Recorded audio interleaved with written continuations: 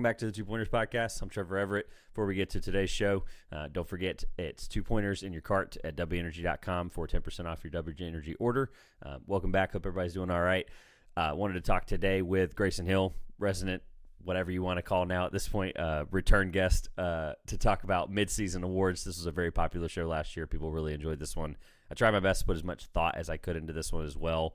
We're going to hit MVP, Rookie of the Year, Defensive Player of the Year, Sixth Man of the Year, Most Improved Player, Coach of the Year, and then also they've added the names of these trophies, which I'm going to refuse to talk about. Jerry West Clutch Player of the Year Award trophy. I hope I said that right. All NBA teams, I think they're a fun conversation, not necessarily for now, but to review later. All Rookie First Team, and then we've got some fun awards I'll save for the end as well. Couple seconds here before we get rolling. How are you? Doing great. Big Thunder win last night, so excited to jump into some NBA and dip my toes into college basketball as well. Yeah, Cowboys Cowboys Niners knew what they were doing. That's what I get for doing a pod at 10 o'clock. But Cowboys Niners knew what they were doing. They ended it perfectly where as soon as I clicked off and I hit NBAapp.com or whatever on the TV, went straight to that game, and I was like, this is perfect. There's 6 minutes left. Commence back and forth with you for an hour. So, and it was awesome. I got to watch 2 of my favorite teams to watch this year play. We'll be talking about them over and over. Not these 2 teams specifically. We'll be talking about them consistently for the next couple of months about different reasons. So today, midseason awards. Last year, obviously doing it near the All-Star break. I know the technicality of we just crossed over the 44-game mark, whatever, 42-game mark. So whatever, right? It worked out. We're actually doing this a week earlier than expected. So without further ado, I've been pretty vocal on a lot of these things, but without kind of like saying it. So I'll be reserved in some of these opinions, but I do at least want to talk about them. Obviously, what people are here for is MVP. I have been thinking the MVP is this guy forever. Where have you went with MVP to start right out? I put aside several factors that I think shouldn't matter, but I think ultimately will, unfortunately. I just don't know how much it will matter, but voter fatigue, I don't think you can really discredit a guy for that. So give me Nikola Jokic as the MVP. And again, we mentioned last night he did not play and the Thunder won. So if you want any indication of how much he means to that team, I love my Thunder, but they should not be beating Denver. So without him, that team is not nearly the same. And that among many reasons, almost averaging a triple-double, presence as impactful on the court as anybody in the league. And I think that, it's night and day with and without him. So give me the big man in Denver as the MVP again. Yeah, I hate to be like, oh, wow, we're only going to talk about this for about 3 minutes. But I have been preaching it all year through and through. In 25 points per game, only 33 and a half minutes per game, which I just learned right this moment, 11 rebounds per game, and 9.9 assists per game. Literally, he's going to do it. I fully believe it. 1.4 steals, too, which is awesome. 0.6 blocks. Obviously, you're going to have turnovers when you're having the ball that much in your hand. Only 15 shot attempts per game. At this point, it's turning into and this is, I guess, where I'll save myself from a rant, but it's turning into a point where I think he's just, like, pretending each game is, like, a different quest, and he's just like, you know what? Today, I'm not going to score 25. I'm going to try to have 19 assists.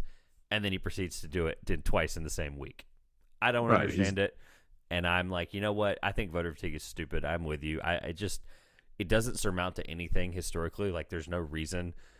Honestly, you can't look back at any other case since Larry Bird where we've had 3 times. I mean, even with Jordan, there was guys that did deserve it. Like Barkley deserved it in '93 and that kind of thing. Obviously, Olajuwon was there when he wasn't there. But I really think this is the first time we're ever going to have a real sense of voters fatigue, unless you want to really count the third Giannis here. But I don't think he was going to win it anyway. But I really think this is the first time we're going to see a true potential voters fatigue since Larry Bird. So why that's the case, I think it's stupid. I think it's the way the narrative MVP award is driven now. I hate to be old guy here, but it is what it is. It's stupid, and I think he's deserving. If that was the case and we assumed it was going to happen, is there any other, or like maybe who's 1A or B? I mean, I think you got to look across the other 1 seed and their leader in Jason Tatum. I think that what they've been able to do with the distractions off the court coming into the year, the East is no slouch. When we look at the West as a wide open gauntlet that's currently led by Denver and Jokic. But I think that for everything that could have gone wrong in Boston for reasons far and away from basketball, I think what they've done to this point in the season's incredible. And I think that, Joe Mazzulla deserves a lot of credit for it, but also, their number one guy in Tatum, I think deserves a lot of flowers for putting them at this point too.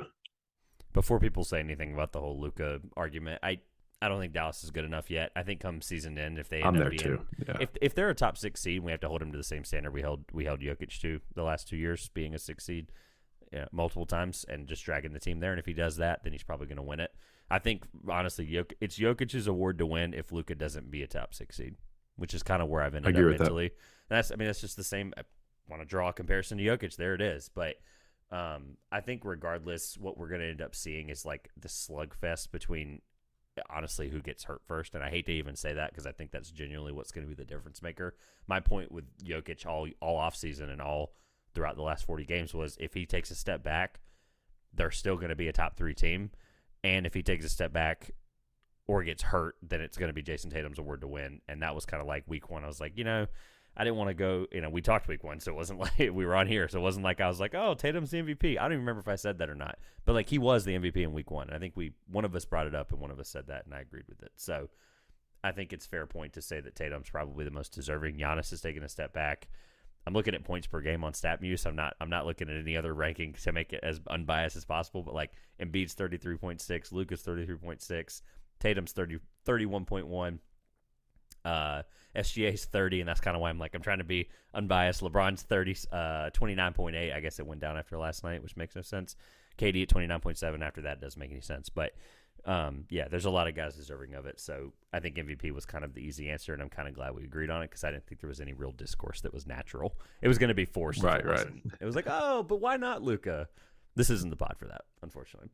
Rookie of the year, I think, unfortunately means the same thing. Who do you have for Rookie of the Year? I will go with consensus again, just because I think consensus is correct here. It's Paolo Banchero. That this Magic team, and they just beat Boston a matter of minutes ago. The return of Jonathan Isaac, a story that has unfortunately been a lot involving Isaac not playing, but he's now a part of that. Honestly, pretty dangerous Orlando team. They've got some wins that you kind of raise your eyebrow at, and I think that's really the catalyst being the new guy, number 1 overall pick, as it should be, in all honesty. So I think that, once again, can't really make this too fascinating just because of how good he's been to this point. I love my guy, Jalen Williams in OKC, but this really isn't that close. It's got to be Paolo. We'll talk about some other deserving people further down. We do all rookie first team. I think that'll be where it'll be nice to talk about others there. But I will say that the fact that he was plus 150 to win it before the year, right. That was kind of a telltale sign, Vegas knows all. And I was kind of like, okay, sure, opportunity and just sheer expectation-wise, it's probably Paolo. I think Mathurin made a huge push the week or 2 that Paolo was down. That was a really, really big opportunity. And obviously, Paolo came back and acted like nothing happened. So I don't think there's even a conversation here, and I hate to say that too, but we'll talk about some of the other deserving ones in a few minutes when we get down to all rookie first team, because I think that was even a pretty set list, but it was basically the guys that aren't going to win it other than Paolo. So any other rookie or anything about Paolo? Actually, I'll say this. Let me say this before I move on, because I would be remorseful if I didn't. I think the Jonathan Isaac thing was a really interesting point, because obviously we know Paolo's there, and Cole Anthony and Markelle Fultz, and obviously I'm forgetting people. Wendell Carter, right? There's this plethora. Franz Wagner, right? I don't want to forget anybody, but I basically hit them all.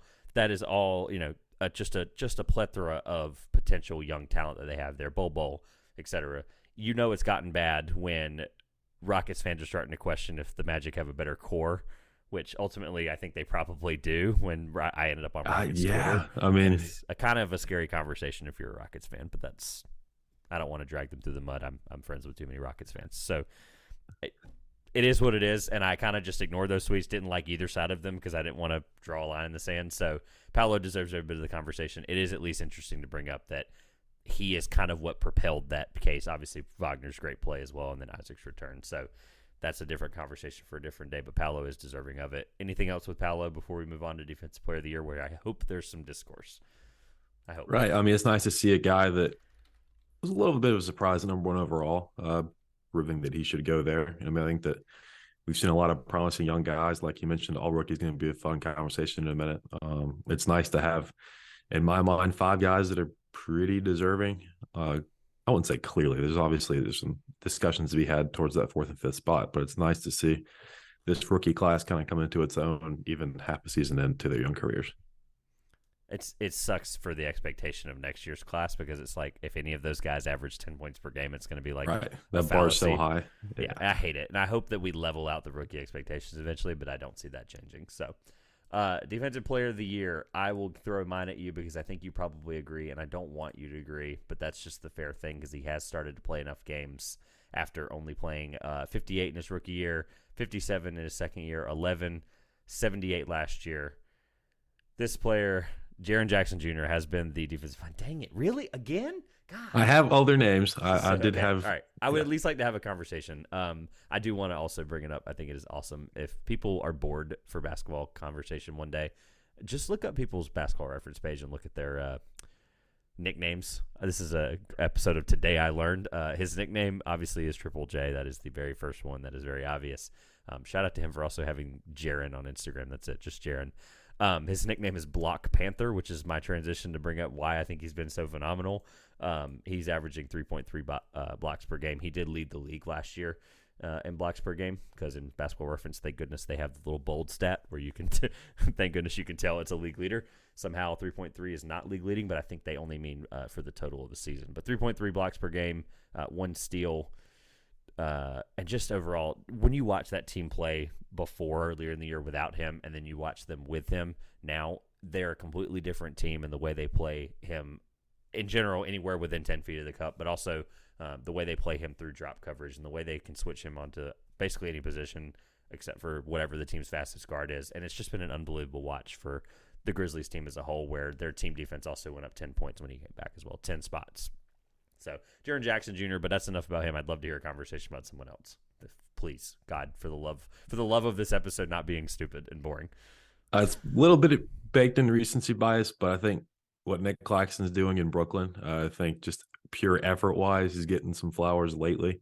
I think obviously it's going to happen over a prolonged period of time to really approach Defensive Player of the Year territory. But as far as a guy I could mention the periphery right now and, quickly approaching a guy like Jaren Jackson Jr., Brook Lopez, maybe a bit of wishful thinking there. Another guy excelling with blocks this year. But I had to say front runner right now. I'm going to take Triple J. But I think, again, Claxton, a guy a bit like Mathurin, is kind of heating it up here at a point where it's good for his own self. And then as far as, broad recognition with the awards, it couldn't happen at a better time. So, this Nets team's tough to figure out. No Durant.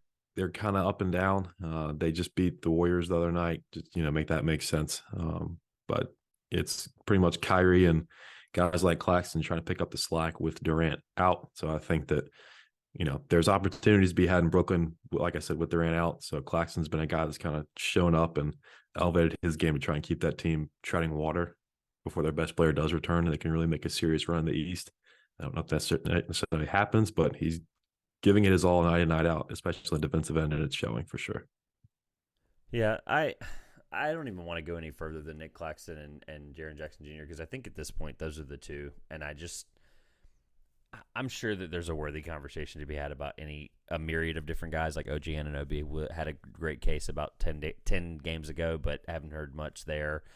They've been losing games with him in the lineup, with him as the primary defender on most primary scores in the East. But obviously, you can't expect him to stop Tatum and Durant and guys like that. But I think for the sake of the fact that Jaren Jackson Jr. does deserve it and has deserved it for a couple of years in that conversation, I think he's warranted of at least getting my midseason award nod. And I hate to just say like, oh, Nick Claxton doesn't, but what Jaren Jackson Jr. does for the Grizzlies, and I don't care what their on-off stats were last year with and without him and yada, yada, I don't want to hear it. Like, what he does for them defensively and the way he's able to switch and the way he's able to be their most active defender despite being a post player, which is something we're starting to see a little bit more again, where you have your Giannis's of the world that have won it recently. Marcus Smart won it last year. Draymond Green's not exactly the most dominant post defender, but he's still a defensive player of the year. So I'm glad to see that there is a big making that much of an impact on the defensive end of the floor, which is why I would give him the award. Unfortunately, Sixth Man of the Year award is next. And I say unfortunately because my preseason pick, and I'm going to hit it this way, I'm going to go backwards, at least with the current, I hate to use odds, but I think they do help tell a story of the general public a little bit. And plus, I'm not afraid of talking about gambling on the show. So Norman Powell was my preseason pick because I figured if the Clippers were rolling, then he was the obvious pick. And then either everybody decided to not play, be hurt, choose not to play, suck, or otherwise. So I've given you 5 reasons why Norman Powell has played more minutes than he should have been qualified to play. He still is qualifiable, according to Basketball Reference, but he's plus 1,700. So I figured, you know what? Fair bet. I like it. I think it'd be fun to sprinkle some money on it. That is a courtesy of FanDuel.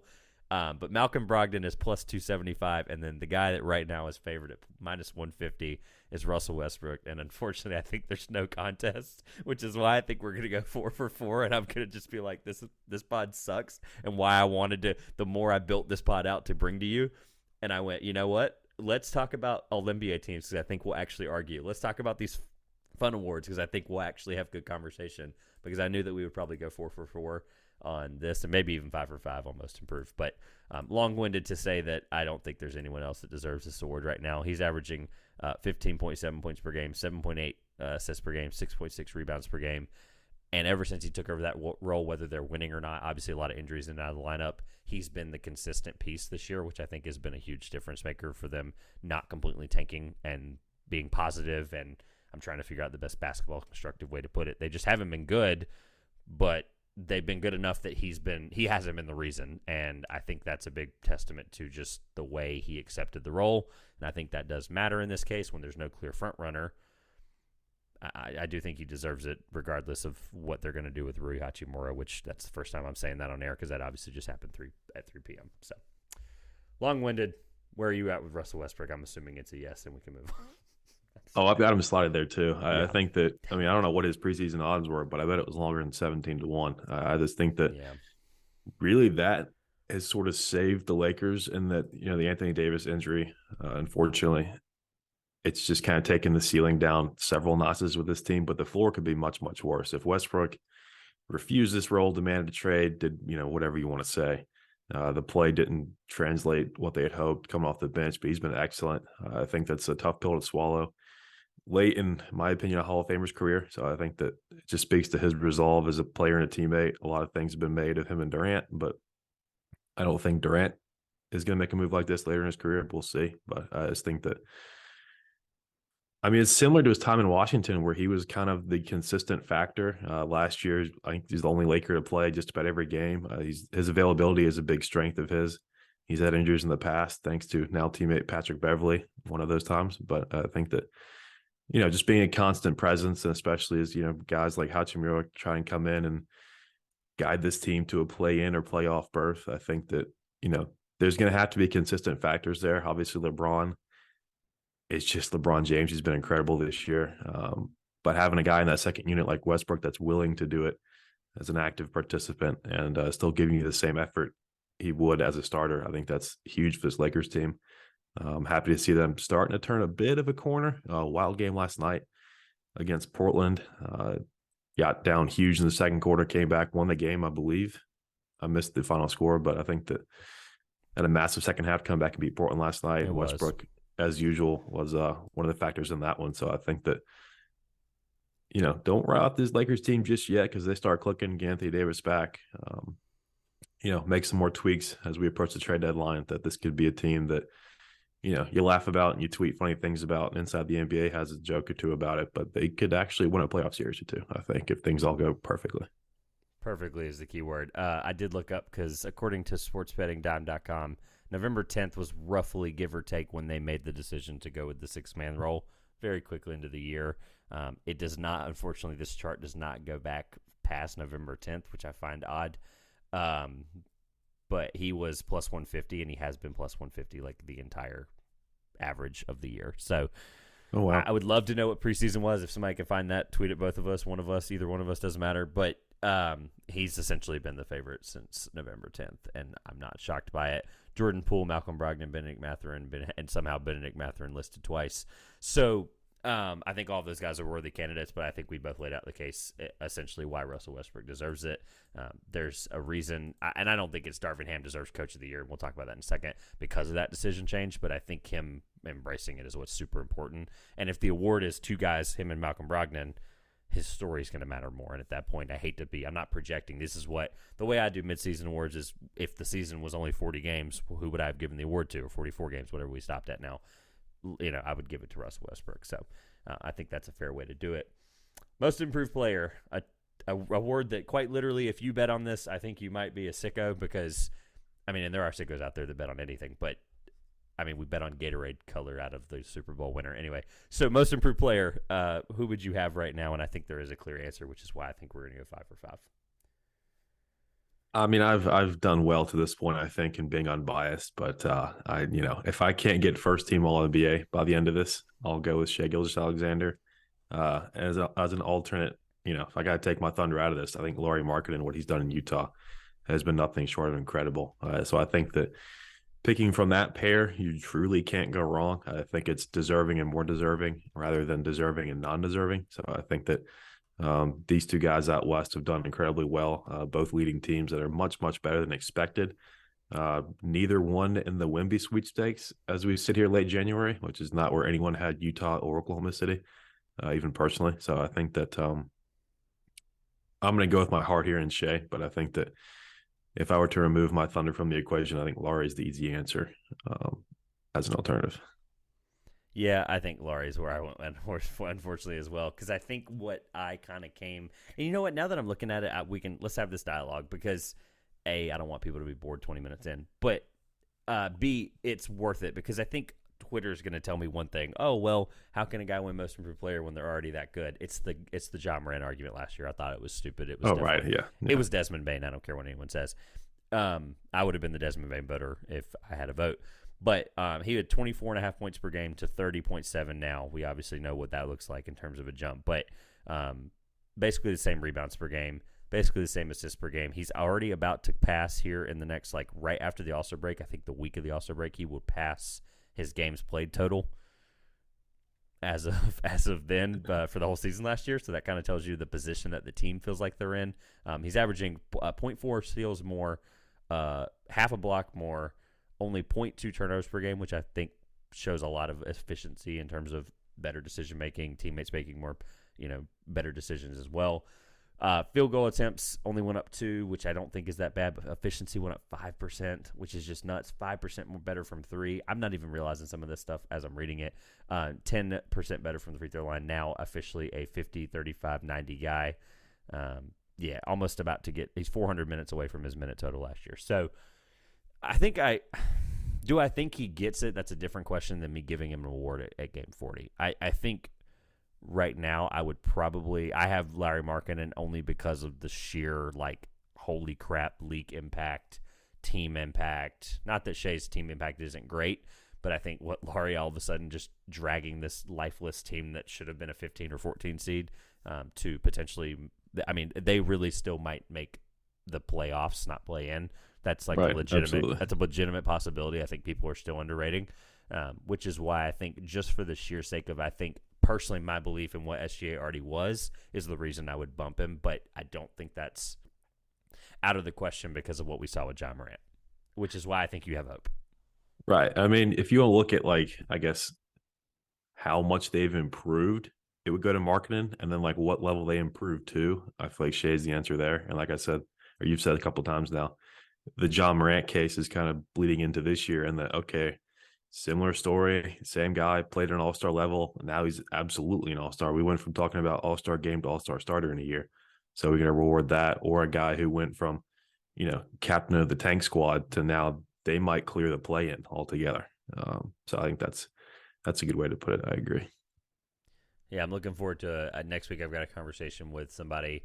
I think by the time this goes up, as long as we record on Monday, it'll still happen. So I've got a conversation with Riv Brown from Pick a Side Podcast talking about I don't want to spoil in case he listens, but one of his teams he likes to follow is the Thunder.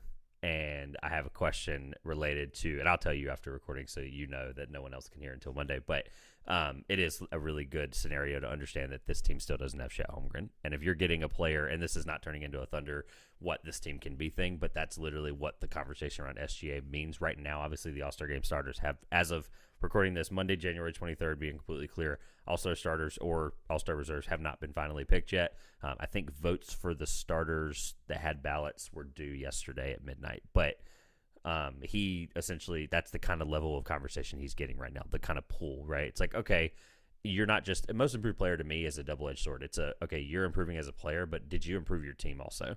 And I think that kind of gets underrated, and I think that's where I would get kind of murky if I had a vote. So I'm very, very careful and saying that, yes, SGA probably deserves it, but I think for the sheer jump of a player statistically and impact on his team combined, I think Laurie does deserve it, which technically means we went 5 for 5, which I was afraid of, which is why I think 30 minutes left after we get Coach of the Year. We'll have about 30 minutes left to hit all the other stuff that we at least should debate about. And in good reason, because the All-NBA teams, actually, the more I looked at them when I texted you, I, in quote, put, won't spend forever on these. And then I did them, and I went, right. It's never easy mind. to. Yeah. Yeah, never mind. But Coach of the Year, we'll close it out with all the ballot awards, I called them. The ones that people are probably here to hear. Please don't click off after this. Coach of the Year, I went with Jacques Vaughn because the team hated Steve Nash. They fired him. They're top 3 in the East. I think there's other candidates, and I did find this hilarious article kind of laying out. I think it was from Action Sports Network. That was unbelievable. I'll link it if I can remember to. That basically laid out all of the historical cases on who's actually the legit favorites or candidates to win preseason, and it was hysterical that Doc Rivers was the second best choice. That's why I'm bringing it up, because I think it's funny. And then I looked at the Sixers record, forgot they were second in the East, and he actually could legitimately win Coach of the Year, which makes me want to throw up because I wanted him fired for the last 60 days, and I'm like, you know what, whatever.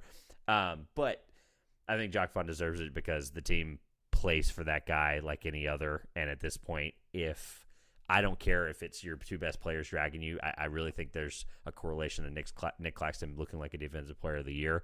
And I think some of the scheme and I think just sometimes the change of scenery is always nice. And at this point, it's hard. There's no statistical argument for a Coach of the Year candidate. I just think there's sometimes you can look at the things that other guys did, like Nick Claxton, like Kevin Durant being an MVP candidate again, like the fact that Kyrie Irving isn't doing anything stupid off the court. I think that really does matter. But yeah, Jacques Vaughn is the reason for some of that stuff happening, and I think he's the Coach of the Year. I also took a coach that entered into some turmoil out east, also a contender out east, but it's the coach of the 1 seed at the moment, and that's Joe Mazzulla. I just think that for this team to be where it is, considering they had Twitter burning down NBA-wise for all the wrong reasons, which is really the way you do it, honestly. I think that for them to be even off a weird loss to Orlando, 35-13, as we sit here, that's just incredible. I think that we've seen, particularly in Brooklyn, that you can have all the talent you want. If the coach isn't right, like we saw with Steve Nash, it doesn't matter, and you're going to find out really, really quickly. So I think this team could have crashed and burned. They could have really let the wheels fall off. And you've got all the talent in the world, a team that's fresh off the finals run. But I just think that to hold this team together, and you've got incredible veteran leadership in Al Horford, Marcus Smart, other guys. But I just think that from a head coaching perspective, given what he walked into, I think this is the most impressive coaching job we've seen this year. And I think that we may not necessarily see them go wire to wire in the East. They could get caught. There's several very, very good teams just behind them. Philadelphia, Milwaukee, Brooklyn, Cleveland. I mean, that's just rattling teams off the top of my head. So I just think that, and again, I don't really want to say it's an advantage for him to have walked into like the biggest chaos situation in the NBA, but the way he's handled it and the like immediate ship riding that happened in Boston. I mean, if this team was 500 through 20 games, I mean, just imagine the tabloids and all. I mean, it's not New York bad, but that's a sports city that will let you hear it in a hurry if things are not going well. And I think from the jump, they let you hear it even when they're 35-13. I mean, that's right, the scary part. And we wouldn't be here talking about midseason awards. We'd be talking about the implosion of the Celtics and having their window closed, which now look at it. I mean, it's stupid. For the sake of the fact that we did that GM exercise last time you were here. Wait, was that? Yeah, that was. Oh my gosh. Yeah, that was. So that was one of the more fun pods if people want to check that out. Somehow, if you care about NBA GMs over the last 2 decades, I really enjoyed that. I went back and listened to it a few months ago, and I was like, God, there was some really good GMs in the last 20 years. Besides the point, the way I looked at Coach of the Year, I told you there was no easy formula, and I think Missoula deserves it. So I want to, and the reason I'm glad you brought him up because I think there's no way to go, okay, it's the players are the reason, like in the Nets case, like I went with Vaughn. It's like, oh, the player's reason for this guy being better or this team being better, right, versus the coach. There's no statistical way to formulate that. So I just wanted to see how many legitimate candidates there were. So Detroit, no. Charlotte, no. Orlando, probably no. Right. Washington, no. Toronto, no. Chicago, no. Indiana, Rick Carlisle will be the first one I would even consider because they're 23 and 25, and I think they're going to finish 15th in the East, as most people probably would have or did. Rick Carlisle, does he have a legit chance if they make the play-in or playoff? Play-in, I guess, wouldn't be the case, but yeah, if they get Halliburton back and get heated up here, I would think it would require them retaining Miles Turner at the deadline, and which 44 games probably, right, 45. Which may not prove to come to fruition, but I think that, like you mentioned, first guy with a chance, I think it's a good place to start. Okay. Atlanta, no. I think that's dead obvious. That guy might not have a job by the time this pod's up on Wednesday. Right.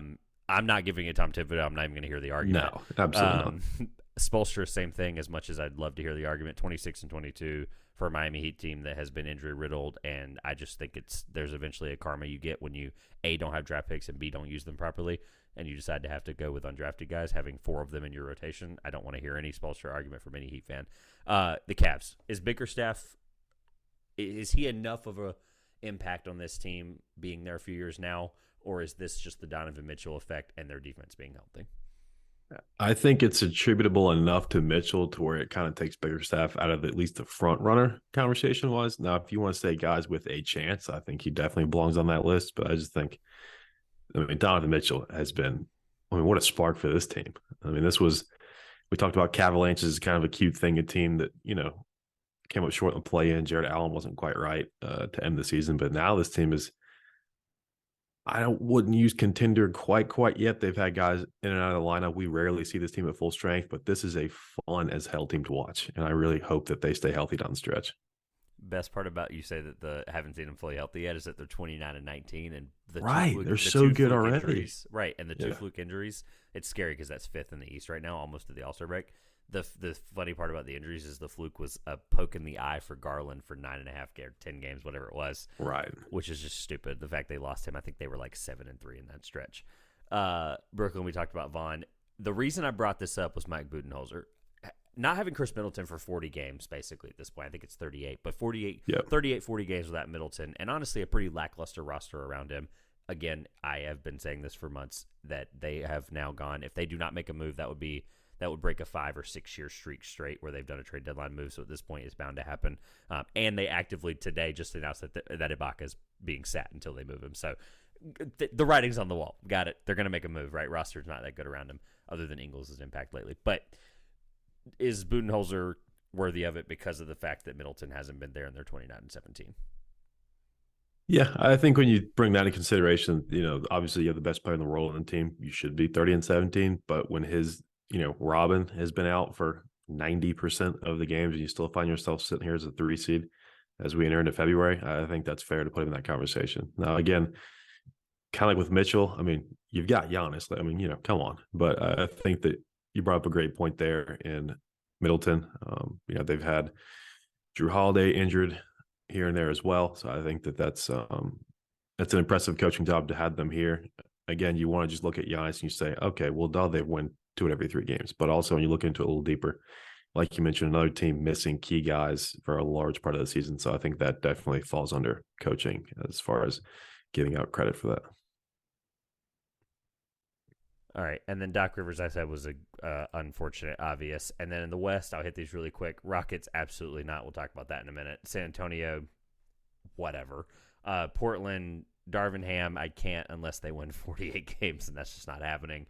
Even though I like the guy, and I think he's done a really, really good job with a 22 and 25 injury-riddled bad team. I forgot your head coach's name until literally yesterday. But I just think that's a guy that'll stick around and people are going to realize his name in 3 years. Kind of the Taylor Jenkins effect, except it'll take 3 years longer for people to be like, oh my God, wait a minute. That's that guy? Anyway, but OKC's coach, unfortunately, just unless they now I will say if they are the 6th seed, then I would think about it. I would maybe when I do the at the end of the year ones that 1, 2, 3. Like the guy gets the award, and I have 2 others. I think he might be the third there. Kerr can't give it to him. What's the guy's name in Utah? I'm already blanking at this point. Will. Oh my gosh, Hardy. Taylor? Will Hardy. Hardy. Will Hardy. I completely blanked already, and they're 24 and 25. Is Will Hardy the first one to have a conversation about? Is Will Hardy deserving, even though they're 24 and 25? Yeah, because you tell me 24, then I tell you 50 something, not 25. So I think that's fair to put him there. Again, a team like Oklahoma City, if they clear the play-in, you've really got to start looking at giving this team flowers in the form of year-end awards. And I think coaching is certainly one that would qualify. Minnesota, I'm going to politely say no, only because you just can't now. Expectation-wise, I just think it's hard to give them that 24 and 24. Phoenix, I can't give Monty Williams that unless they're a top 5 seed. 6 seed maybe, but top 5 they've got a host injuries. Yeah. Ty Lue, that's where it gets kind of funny. I mean, do his players decide to play enough to put them in a position where we look at coaching as something to reward? I hate that it's not his fault. That's why I'm bringing him up. Right. I love Ty Lue, and I like when we talk about Cleveland earlier with Bickerstaff. I can't imagine this team with Ty Lue, like with Cleveland with Ty Lue. Like I just think it would be amazing if they kept him for 3 more years. Like it just. There's so many what ifs there, but I think he deserves a conversation if he gets them right the last 35 games of the year. Right. I mean, they're really just trying to show the NBA that we do not care about the regular season, and we're just you can come see us come playoff time. They sit 6th right now. Exactly. I wouldn't want to see them in a play-in. I'll tell you that right now. I wouldn't want to see them in anything right now. No. If they figure it out. The fact that you say like, oh, well, and you made a perfect point. They're like, oh, well, obviously we don't care about the regular season. And they're still a top 6 seed. They're going to not worry about the play-in. It doesn't make any sense, and it's stupid. And I think it's less of a testament to them. It's more of a testament to the fact that there are 1, 2, 3, 4, 5, 6, 7, 8 teams right now with more than 20 wins in the West. That is 13 with more than 20 or 25 to 20. I mean. So 13 all the way to Los Angeles and Dallas at 4 and 5. So 5. I'm trying to get this together. 5 to 13 are within a 4-game difference. Right. They sit 6th, Stupid. and Portland in 13th is 2.5 games behind them. So I think sense. be very, very careful with punting these regular season games. Yeah, Lou deserves it, and we'll talk about him in a few months because I think that's where it'll end up being. Dallas, Jason Kidd, 25 and 23. Same. I think it's the same argument as Lou. New Orleans, similar. Willie Green, I would say if they figure it out injury-wise, prayers. They need Zion and B.I. back, I think. But the fact that they're sitting here, I mean, they're winning the random games they should. They're not losing to the bad teams when they've had both of them out. Obviously, they've had the whole year without Brandon Ingram, so that is what it is. This is the fun one. Mike Brown deserves every bit of this coach of the year conversation. My goodness, yes. They're 26 and 19. Well, I don't want to have a sackgasm because I think put that on a t-shirt. I don't want to have a sackgasm because I think I will have one in a few minutes. So I think Mike Brown deserves it, and I would like to say that Taylor. Yes. Yeah. I would like to say that Taylor Jenkins and Mike Malone are obvious, and just keep moving. Right. 35 minutes, and we agreed on every single pick except for Jack Font. So that's fun. Whatever. All right, new awards. Let's keep rolling. So new awards, I say this as a joke, but the new awards, I don't care what anyone says. I think the award names are stupid. I think you landlock unless you're going to take the Hakeem Olajuwon trophy away from him in 30 years when there's a guy that wins 40. It is what it is. I'm not going to go down the rant.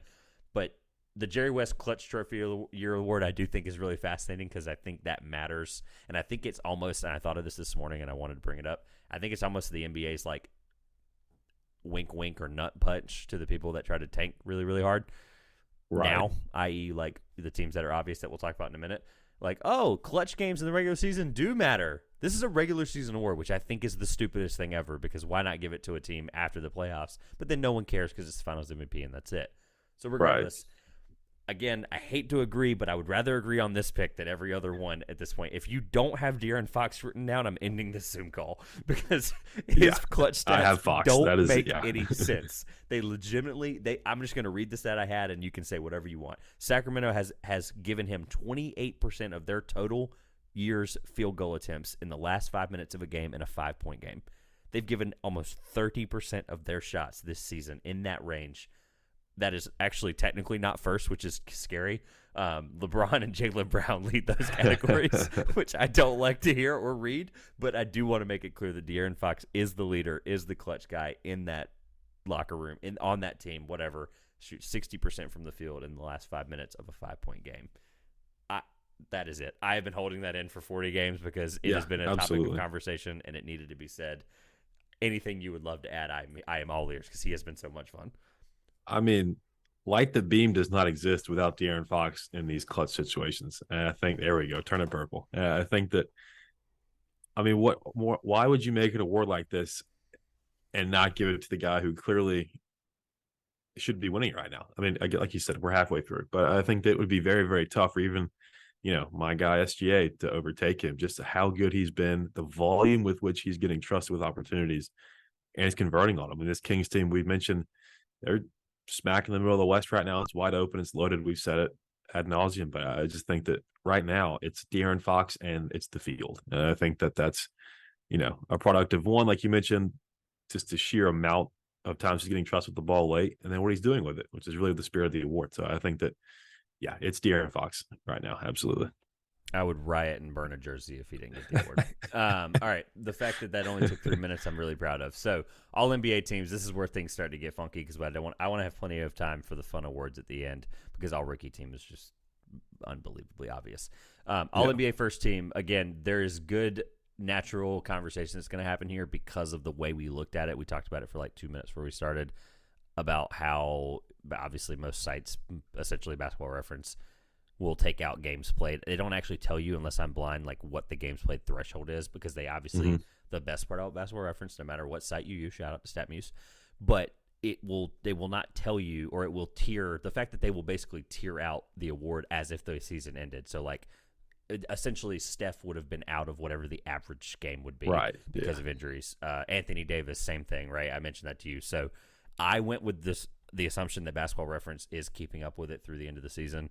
Which I think that's how it works. So there are some discrepancies in some of these, and that's okay because that should happen. But All-NBA first team, I went with, and you've already sent me yours, so I do know what it is. I went with Luka, SGA, Tatum, Giannis, and Jokic because I think those are the 5 best players in the NBA this year.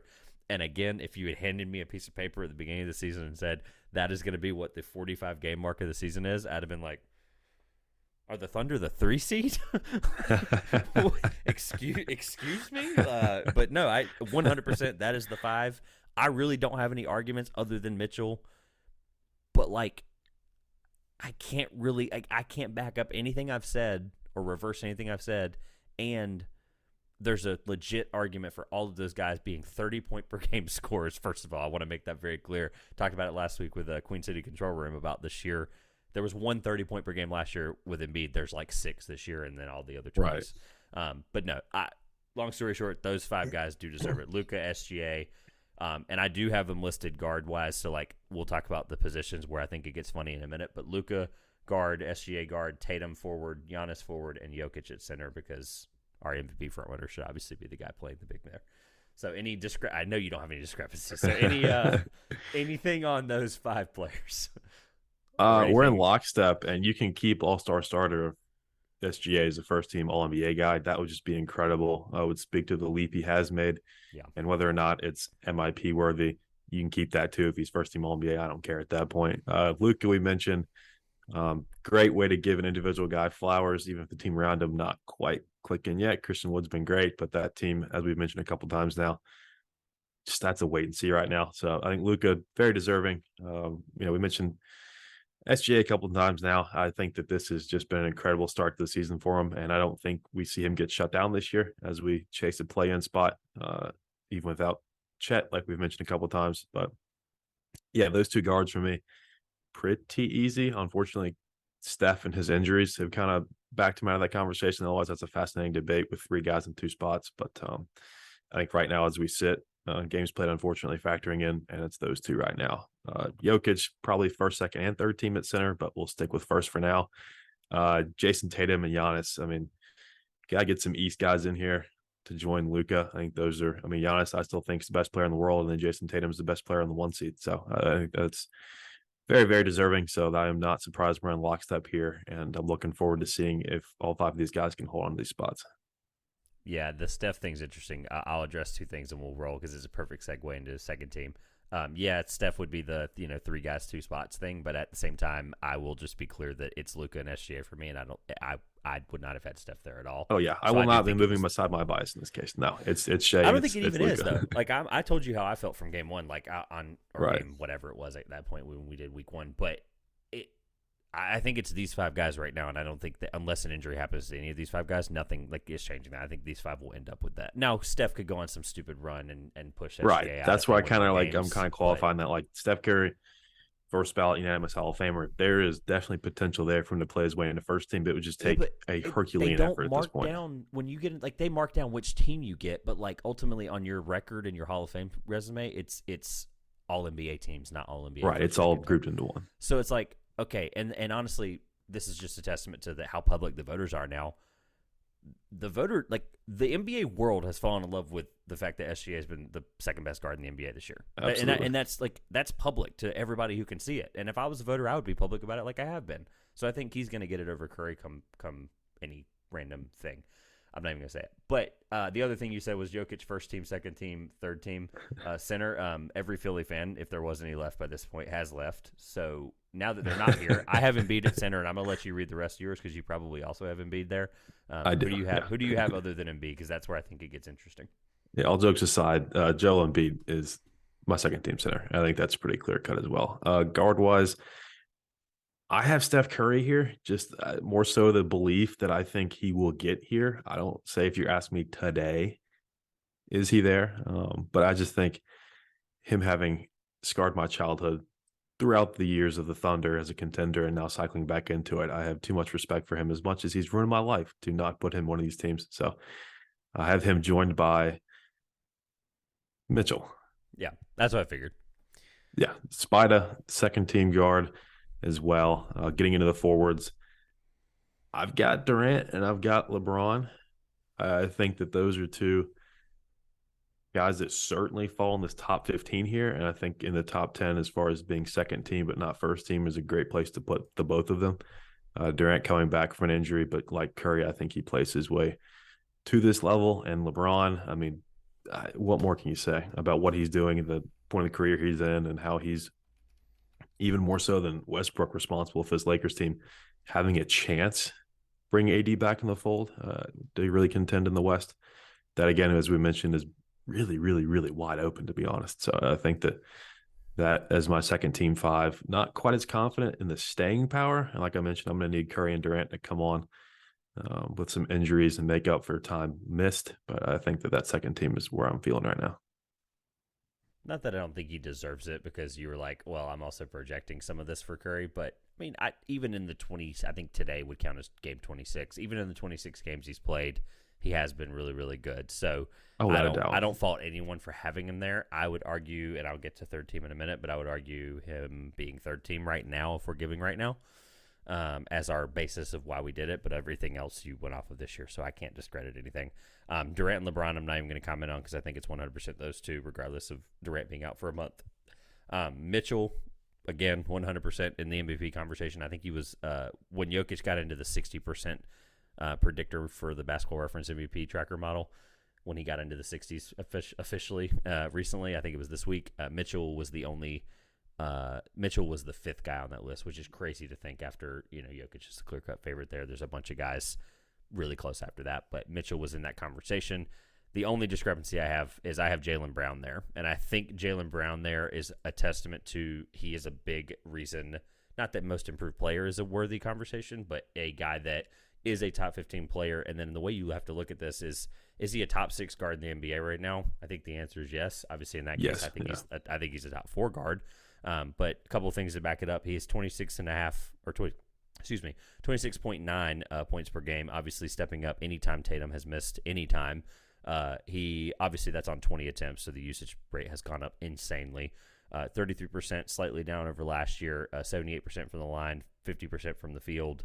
And then the same level of defender we've seen of his entire career, which I do think matters for these teams. They're not just stats. But I think Jaylen Brown has been deserving of that spot over Steph because he has played more games at that point. So any reason or why not Jaylen Brown shouldn't be there over Steph or anything in general? No, I like that. If you're going to ask me a guy to put in place of Curry, it probably would be him. So I think that's a good little thing we have different. But obviously, I don't know if you can truly go wrong. But that's a great point as far as Jaylen Brown being top 6, he absolutely is as far as guards go in the NBA. So who did I put him over is the question. Or who do we put him over is the question. I'm going to let you roll because I have something that will turn this thing upside down. And it is not anything I did. It's I'm going off of positional value, which is how it's listed or what their percentage of minutes at the position that they're listed is per year. So it's not like I'm reaching last year and being like, this guy played more minutes at this position. I'm going off of what this year's minutes are. So this is where I think we'll absolutely start going left and right and sideways. Right, so yeah. What do you? Let's break this one a little slower. So who do you have at guard? I've got Jaylen Brown, and I've got right now Ja Morant. Okay. So the discrepancy that got weird was I told you I went off of the if they were excluded from the minutes thing, then I just had to go with that. And that's what's leaving Anthony Davis off this list. That's a spoiler for the forwards. Yep. And it's also going to unfortunately leave Steph Curry off this list. So I went with Ja Morant and Fox. And I think I went with the fact that if we're going off of games played, impact to their team, points per game, minutes per game, a lot of the factors that typically get weighed into this award, I think undoubtedly if you take Steph out of that equation, I think Luka, SGA, Mitchell, Brown, Ja, and Fox are the best 6 guards in the league. Now, that's what makes these fun is when Steph's there and he plays over 58 games, as long as he plays over that threshold, he's going to qualify for this award. So as long as all these guys do, which they're all on pace to do as of 3 weeks after the All-Star break, except for Steph, I do think 100% it's going to be one of these guys, which is why I went with Fox. I think he deserves that credit there. Obviously, I should have Steph. Let me just get that out of the way for the listeners that probably already disliked this video. And he's looming over my shoulder. But Ja and Fox, I think, deserve that conversation. Anything or any discrepancy there or anything about Fox that may be warranted? No, I think like you mentioned, was a little more projection-based than having Curry in my teams. But if I were to drop him out completely, I think Fox is very, very qualified as a candidate to jump in, even in the third team. Anyone else there? I think people would go with, okay, where's Damian Lillard? Where's Trae Young? Right. Kyrie Booker. Irving, yeah. DeMar. Yeah, Booker. Games played, I had to just keep him off, and it hurt me. Yeah. DeMar was on that list. And at that point, I don't think it makes any sense. So who would, I guess, be the biggest snub if it wasn't Curry? Probably Dame. Yeah, I think it's kind of just, death by small market there with him. I think that they've got exciting pieces there in Grant and Simons, but I just don't think he's reaching enough eyes to where that's really being considered for him. I think that, in even a world where everybody watches the West Coast every night, I think that he gets a lot more love. But I just where that Portland team is just tough. I go through it as a Thunder fan, trying to open eyes to guys we've got that are super talented, but no one's watching because they tip at 10 and, they're not contenders, frankly. So I think that's the biggest detriment. It's certainly not anything on the court. He hit one from the parking lot last night, going up big on the Lakers before they ultimately squandered that lead. And no, but I think, would I be surprised to see him third team All-NBA? Absolutely not. And I think that's where it gets tough with these third team guys because it's a lot more fluid. We feel pretty locked in about first team, second team is legends that just aren't quite top 5 this year. And then third team is guys, that's really where you start to see breakout guys. You can see some movement towards the end of the year. So I think Lillard absolutely qualified. Do I think he gets it sitting here today? Probably not. But, like we said with Curry, if anyone's going to play their way onto it, it's those guys are at the top of that list. Yeah, Trae Young's efficiencies are still down enough that I just don't think it makes sense. I don't even know why I'm bringing this up as a correlation, but especially for time's sake. But talking about hitting one from the parking lot, Zaire Williams literally hit one from the parking lot. Oh, that was wild. Like 88 feet or whatever it ended up measuring out to be, or 87 feet. So he's obviously not going to be mentioned probably maybe ever on an All-NBA team. I don't want to say that now. That's obviously too early. But he's at least worth mentioning because that was nuts. I mean, I still can't fathom that he just made that and then walked off the court like nothing happened. Anyway, forwards, I went with Larry Marketing because I think I can't give him the MIP case if he isn't. I take that back. They are no correlation because MIPs don't normally make all NBA teams, but in the same year. But I do think he's been that good of a player, and I do think injuries and unfortunate level down of play, I do think there's a lull in forwards this year slightly. Maybe I'm being naive to the fact that I'm going to look at this list and just kind of hit a couple of them. Obviously, I don't want to spoil that, so I'm going to be careful. But Laurie's obviously on there. It was basically the point I made with the West All-Stars in my video I made about it was I voted for Laurie over Anthony Davis and LeBron at the time because Zion was still playing and healthy. Laurie was playing better than LeBron consistently and winning games. the forward spot's just kind of weird when you get this far down, and I just think Laurie deserves it, and I just think I'd be dumb if I had a vote and didn't give it to him. So Laurie's one of them. Do you have Laurie? I guess I wanted to ask this for the sake of time. Yep, I do. I've got him on there. This is where it gets weird. Who do you have as your second one? I've got DeRozan. I'm kind of cheating the positions. I just wanted to have a way to Don't squeeze worry. him in there. I cheated on positions too. Get okay, it out good. now All because right. you're gonna yeah. not believe mine. So because now you're gonna be like, wait a minute, what? I realize things aren't going as planned in Chicago. Shout out to Billy Donovan for leaving a rebuild for a rebuild. At least it will be soon. So, visionary there. But I think that we've got to give DeRozan some flowers somehow. And I think that an All NBA nod is certainly a good way to do it. We're fudging a bit on positions here, but I think that in a perfect world, those won't be a disqualifier. For now, current model, I will fudge the numbers a bit as far as positions go, but yeah, give me DeMar DeRozan in that spot. So I think funny, you're muted. Yep. Yeah. So funny you say that. I am going to look right now because I don't know if you know this probably, but you can go and look up their positions right by start. Yeah. You said you fibbed on it. Let's see if you did. Let's just fully see if Basketball Reference. I'm assuming. So play-by-play, shooting, game high, playoffs. Oh my gosh, when you pull up a guy like DeMar DeRozan who's played for 13 it's forever. Years, it's hard to find. It's a mile long. And I think it's listed under. I already lost it because that's how long his career's been. Advanced shooting. Nope. Play-by-play. Here we go. You had him listed at what now? As a forward, right? Yeah. 60% of his minutes were played at small forward this year. So you are there in we the go. clear. All right. I give anything over 51%. Like, all right, 51%. I will take it. Yeah, absolutely. Sure. I don't actually know what the voter, I don't know what the I line don't know is what the for the cutoff is NBA, either. No. but it's probably got to be 50% or more. 38% at power forward, which is kind of wild. That's wild. Yeah. Small ball beside Vooch. God, that defensively sounds horrible. And then, funny enough, 2% of his minutes this year and 8% last year were played at center. The reason I'm glad you brought DeMar DeRozan. You actually gave me a little bit of a softball because I think this might blow people away. But when he has played, this player named Pascal Siakam is currently my center and my All-NBA team. I like and that. You're going to go, wait, what, excuse me? And then when you scroll down and you look at his percentage, he has played 69% of his minutes at center this year. So wow. A, they suck, and B, they're like, why the heck not? And it's qualified him now to be deserving he was last year. Did he officially get it last year? I don't remember. Let me scroll back up to the top and see. Two-time All-NBA is all it says. When you hover over it, it doesn't tell me what it is. 2020. So he did not officially get it last year. I think most of the voters bumped LeBron instead of him. Or bumped LeBron in. So long story short, Pascal Siakam has deserved it, even though he is the games played. It seems like it's a lot more. He's played 38 games, so he has deserved it. But just all in all, he has been the best player on that team. And the center part, at that point, the only question I had for you so we could keep moving was the way I looked at it. He really did deserve it statistically, but would you have had Bam or Sabonis if you had to actually pick a center? Because obviously, I would say Sabonis personally, just because I love what the Kings are doing, and it's kind of it's a fresh take on it. Obviously, the safe bet would be Bam, but I think I'm rewarding the team a bit in addition to the player. Both are deserving their third team, but I think that the Heat and the Kings are at very different points as we sit here as kind of a check mark halfway through. So I think that I will feed into the Beam narrative here. I'd slide Sabonis in there.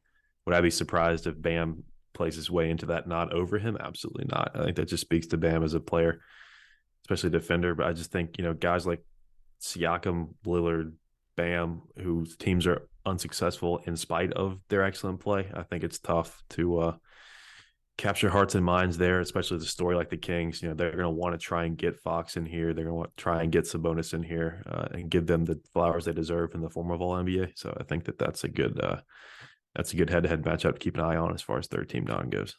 Those are the two guys that absolutely should be the guys I should have considered. But for sure, for the minutes and for the sake of, I hope he does win it for the NBA casual to go, huh? I hope he gets right. the All-NBA because then they can look it up and figure out why. I had written down below, we don't have to talk about it, but Brown versus Ja for second versus third. And at the end of the day, I don't care what I wrote down. It's my list. I don't care. I think Brown's been better. So, right. Yeah. All rookie first team. Let's hit this really quick. Let's just go yes or no on agreeance, and then when we get to the fifth one, I think it'll be fun. Jaden Ivey, we both have 100%. Yes. Benedict Mathurin. Yep. Potentially could win Rookie of the Year I was and about to say Sixth he's Man of in the Year, Penn. Yeah. which is nuts. So Right. he's at that point has to be on there. Keegan Murray, as of late, has really, really pushed his way on there. Not that he hasn't been, but I think there's been a clear top 3. He kind of became that 4th, even though he kind of was anyway. And then Paolo Banchero is obviously going to be that guy. Right. Who do you have as your number 5? I went position based. I've got Walker Kessler just to have a center in there. I think that's, now, can I throw positions out and throw Jalen Williams in there? Sure. You don't have to tell me twice to be biased here, but I think that going off the same model as the normal All NBA teams, I think Kessler is the easy choice at center. And so I think that if we're going to use the same 2-guard, 2-forward center model, then it's going to have to be Kessler. I don't remember if the rookie team makes you do that. I don't feel like it does for some reason in my head, but maybe we're wrong. But I went with Kessler also as of late. My 6th man would have been, or I guess my replacement, if it didn't matter, would have been Andrew Nembhard, only because of the efficiency he's had. I think that was kind of my bump. Was Williams' shooting numbers are just a little bit lower than a guy that I believe has or Thunder potential tradition. than that. Yeah, but it was more about like, okay, they weren't even that great at Santa Clara, but it was the fact that he's given a lot of opportunity, and I just think if we're comparing him to Nembhard, that's really the biggest reason Nembhard would get it. Not that it matters, because that would be both guys are the first ones off the list. Right. I went with Kessler also for the sake of time.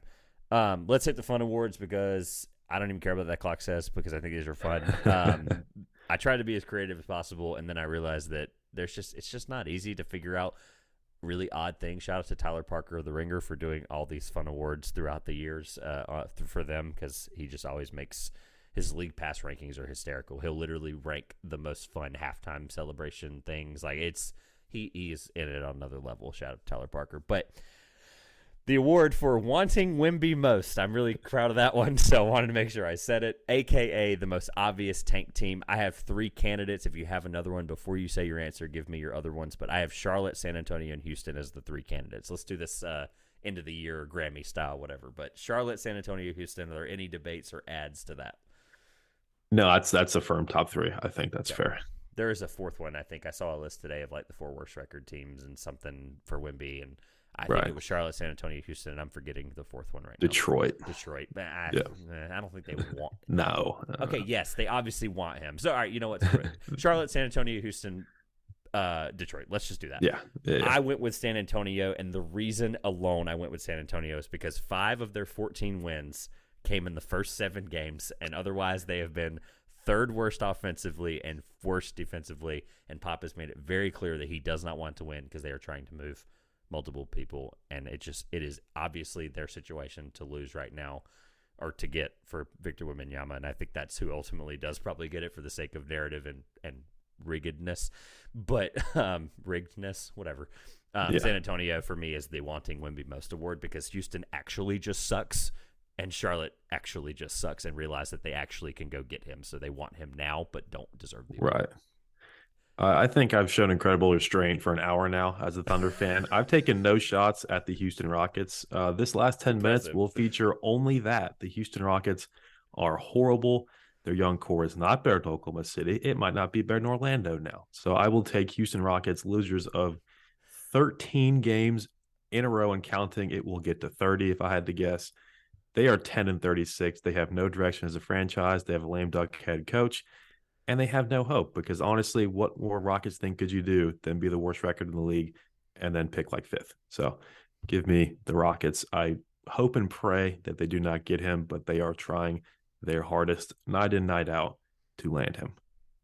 So funny you say that. I don't think that they're like, the way I did this was the most obvious. Obvious was the key word. Again, shout out to Tyler Parker for that. But wanting Wemby most had to make sense. So I was like, the team that just sucks the most, it's definitely Houston. So if that's a separate award, that's absolutely fair. The coincidentally gets him because they suck award, whatever you want to call that, sure.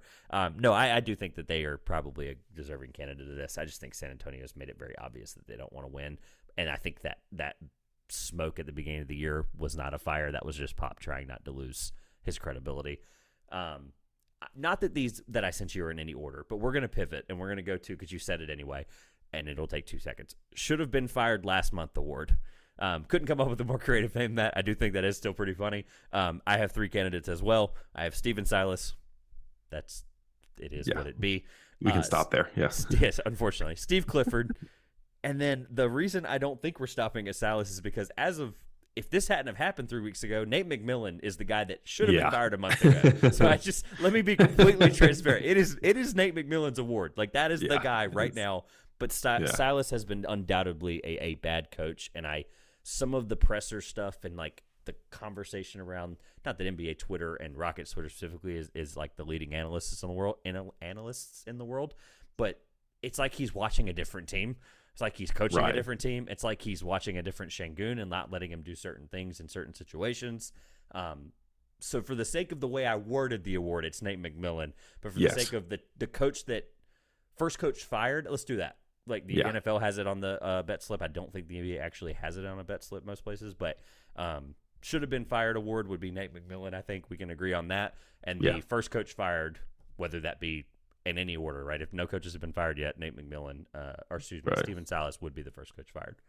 Are we in agreement there?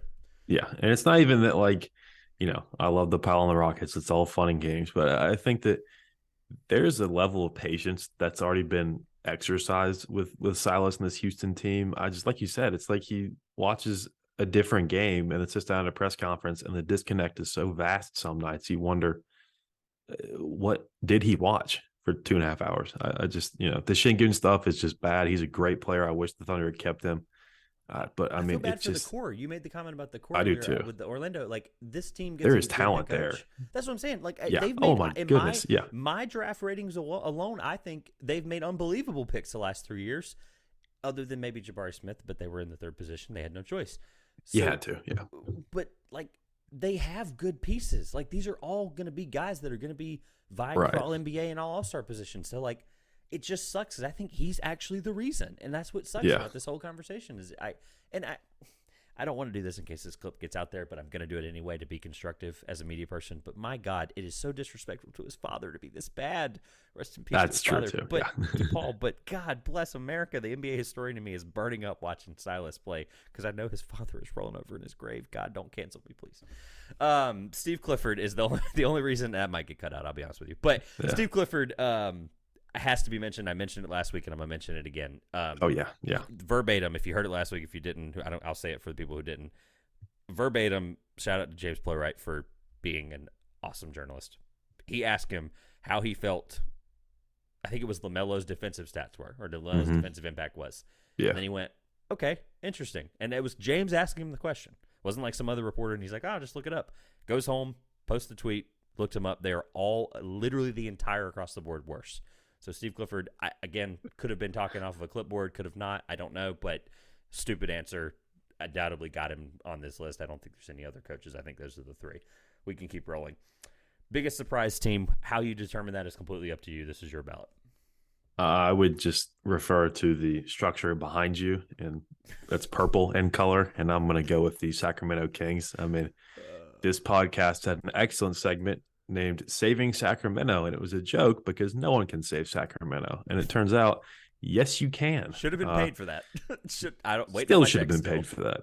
I would like to extend you guys credit for that, even after the fact. But yeah, I mean, Mike Brown, De'Aaron Fox, Sabonis, a trade that they still may end up losing, but they've won, at least in the fact that for the Kings to still somehow find a silver lining out of trading a guy like Halliburton, I think is, one, against the norm for that organization, and 2, it does inject some hope in a franchise that desperately needs it. And I think that, will they stick towards hosting a first-round series in the West? Maybe not, but I think they're firmly a playoff team. I would not be shocked at all if they remained above the 6-seed cutoff to avoid the play-in. And I think that, the definition of surprising is things you don't expect. And there's other teams like Utah, Oklahoma City, they're below them, also expected to be much, much worse. So I think it's only fair to give the Kings this nod. Yeah, I have the exact same thing written down. It is what it is. I am going to look really fast to see where I had them officially in my personal rankings preseason. I had them at number 10.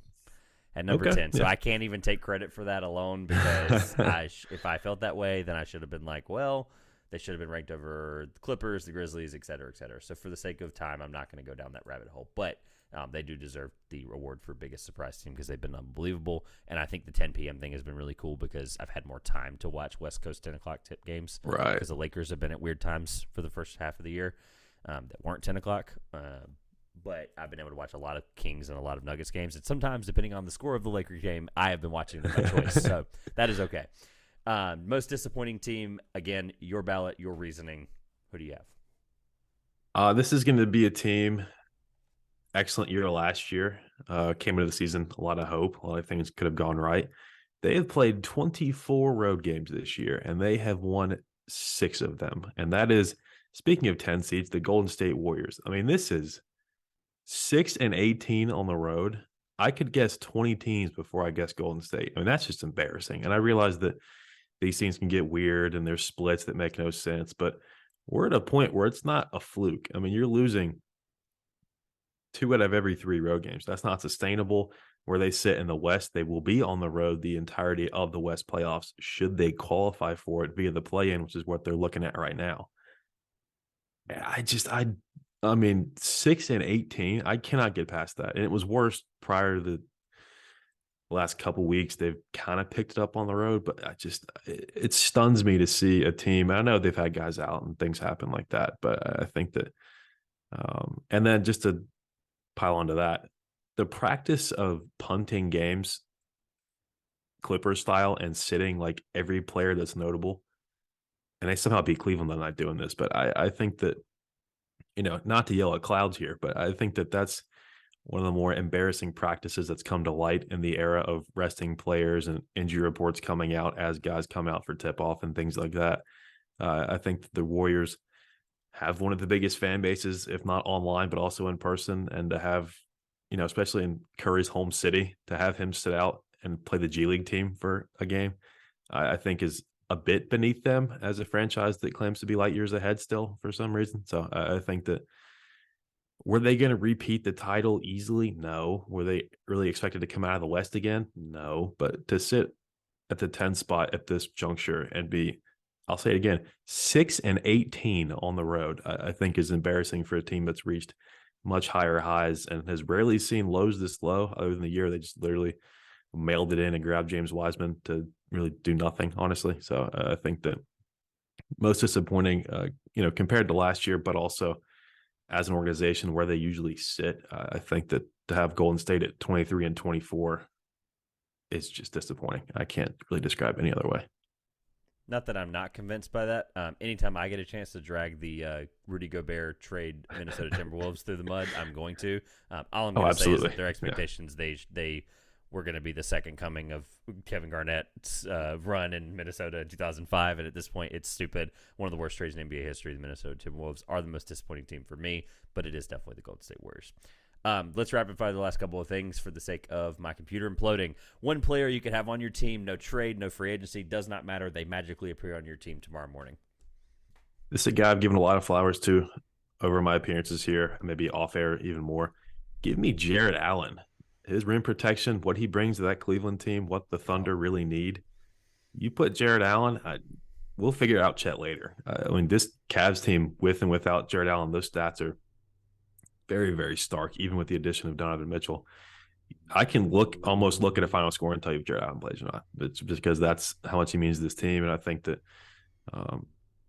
not in a huge market, so I don't think he'd be too miserable out in Oklahoma City, at least if you ask Joakim Noah about Cleveland. So I think that, I would love to have a guy like Jared Allen in Oklahoma City. And, Chet could develop into a player better than that. But you ask me right now, I would love some shares of Jared Allen in Oklahoma City Blue. My team stinks and needs a point guard, and why not take the best story up until his injury, a 20-10 guy on a team that should have been the worst team in the East, 50, 40, 90 type guy. Tyrese Halliburton would be unbelievable in the Los Angeles Lakers. I think that team would be showtime tomorrow. Yeah, they would turn. I don't even care about the implication of the style of play. I think just sheer winning impact is what I was going for. My answer would be better if the Lakers were a 50-win team this year, but they're not, and Tyrese Halliburton could essentially make them that. Last two things. Actually, last thing before we do finals prediction, national title pick, because that's what we do every time now with guests. But Most realistic Pirtle or Bogdanovich trade or both. And for the sake of talking this through, I have what I have written down and we can discuss it. I've been preaching that Denver needs to get Jakob Pirtle all year because they lack a true rim protector because DeAndre Jordan is literally just he's literally just turned into Boban, but not fun on the bench because he's old and not fun anymore. But their trade exception for Monty Morris was $9.125 million. Pirtle's contract is $9.398 million. They could literally throw in it's been tit for tat what I've been preaching all year because of that. That alone, I mean, that just literally gets him in the deal, and they just throw in a first-round pick and call it a day. Why they would hesitate on that, I have no idea. New GM, maybe, but I think that's where he ends up, and I do think that's what I would like as well as what I think makes the most sense. So any other Pirtle destination or anything about Denver? If not, I'll give you Bogdanovich. I love the Denver play. I can't think of a better one off the top of my head. You mentioned rim protection. That's one of the few weaknesses of this Denver team with Jokic in there. So I love that, adding to their best in the West squad at the moment. Bogdanovich, I think the only two teams that make sense right now, and I don't even have a deal in front of me, so it might be a conversation for another day, but I think him, especially after a 34-point game tonight, he just doesn't belong on this Pistons team, dragging them to wins for no reason. If they don't get Victor Wembanyama because of him, it would be really, really bad for whoever the heck's in charge there anymore. I can't remember. But the Heat or the Bucks seem like the screaming obvious team to me. Why the Bucks would do it, I think it's dead obvious, but why the Pistons would take that, I think the Bucks would have to attach picks, and I think that's where it gets interesting because I don't think the Bucks have any asset value right now unless Grayson Allen's a valuable piece to the Pistons, which I don't – I think he's honestly more valuable to a Bucks run than he is to a Pistons team. So, and that's scary to say out loud. So I think the Bucks is less likely. I think he ultimately ends up on the Heat because I think they get desperate and want to get a winning piece next to Jimmy Butler. Any other teams? Because I know there are other ones out there that I have not mentioned. I like those too. I mean, the Bucks makes a lot of sense. You just wonder what that return would look like to make it worth it for Detroit. Like you mentioned, the Heat needs something, maybe worse than Milwaukee does. So I think those are two, I'm sure, willing participants in trade talks. Now that we see it translate to a deal, who knows? But I certainly think that we do not see him at Detroit after the deadline because, like you mentioned, he is losing them by he's being a losing asset by winning them games. So they cannot have that. My only other one I would consider maybe would be Dallas or New Orleans, but I think the deals are too complicated. I think for the sake of everything that is not complicated, Memphis has no reason because they're not going to give up any young guy. Philly maybe could get weird because then you start getting rid of like Harris, but then at that point, I don't even know what Harris is. I think Harris still has like 2 or 3 years left on his deal. It'd be a quick buyout, yeah. Or it would just be a long play for Detroit. I mean, obviously, former player there, that would be kind of weird. Now that I look at the standings, again, those are the only two teams that actually make sense. I don't know why I even said that. Yeah, I like those. All right, finals prediction and national title pick, and we'll get out of here for the sake of listeners. Finals prediction first, then national title pick. All right, I'll go safe and wild card. Give me the Boston Celtics and the Fighting Shannon Sharps. Give me the Memphis Grizzlies out of the West.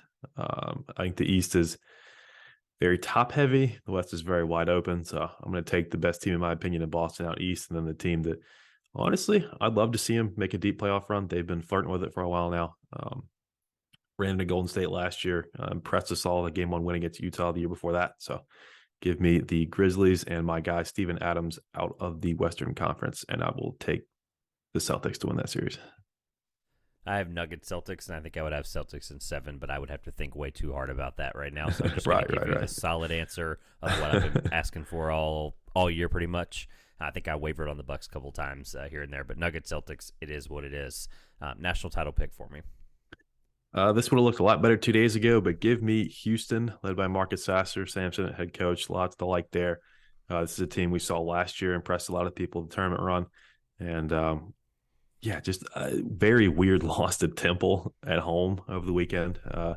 Dropped them from their number one perch, unfortunately. But maybe a bit of an eye-opener, kind of reset expectations there. You're not just going to cruise even in a non-Power 5 conference. So a little bit of refocusing there for them. But I think that there's a lot to like as far as their chances in March.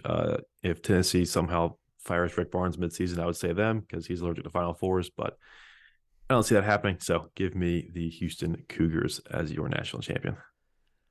As as a new voter for the ECB podcast, I will go Houston as well. I did not drop them historically far. I did not drop them very, very hard. I think Houston is fine. I think they will figure it out. And for all of the people that said the American is actually sneaky good, you're welcome. That is what you got to see. Temple is what Temple is. All right, plugs, things you can find. Obviously, right here for YouTube. It's been right here the whole time. I didn't forget to change it this time after having a draft pod 2 weeks in a row. But 1009 Podcast, all your stuff. Let them know where you can have it, and then we'll get out of here. Yeah, so we're at the 1009 on Twitter. The 1009 Podcast on YouTube, 1009 Podcast app on Spotify. Those are our 2 listening platforms as well. So anyway, you guys reach us. We do appreciate it. Love coming on with Trevor. This podcast is where I really started this whole thing, gave me the inspiration to get on with my college buddies and start one of my own. So as always, I appreciate it and I enjoyed it. And I'm looking forward to the second half of the NBA season.